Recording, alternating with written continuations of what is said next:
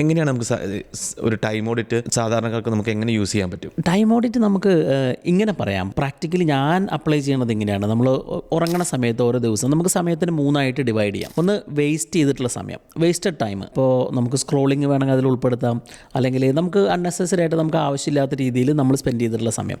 രണ്ടാമത്തേന്ന് വെച്ച് കഴിഞ്ഞാൽ ഒരു ഒബ്ലിഗേഷൻ ഉണ്ട് നമുക്ക് സമയം. ഇപ്പോൾ നമുക്ക് ജോലി ചെയ്യണം, അത് നമുക്കൊരു നെസസിറ്റിയാണ്. അപ്പോൾ നമുക്ക് ജീവിതത്തിന് ആവശ്യമുള്ളൊരു കാര്യമാണ്. ഉറപ്പായിട്ടും. അപ്പോൾ അതിന് വേണ്ട ഒരു സമയം.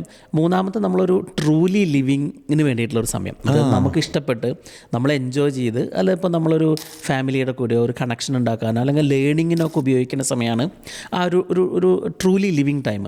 അപ്പോൾ സെനിക്ക പറയുന്നത് നമ്മൾ ലൈഫിനെ ഓരോ ദിവസം 3 ബക്കറ്റിലാക്കിയിട്ടാക്കി തിരിച്ചിട്ട് ഓരോ ബക്കറ്റിൽ എത്ര മണിക്കൂർ വെച്ചിട്ട് നമ്മൾ ഇട്ടു എന്ന് നോക്കുക. അപ്പോൾ അതാണ് ടൈം ഓഡിറ്റ്. ഓക്കെ.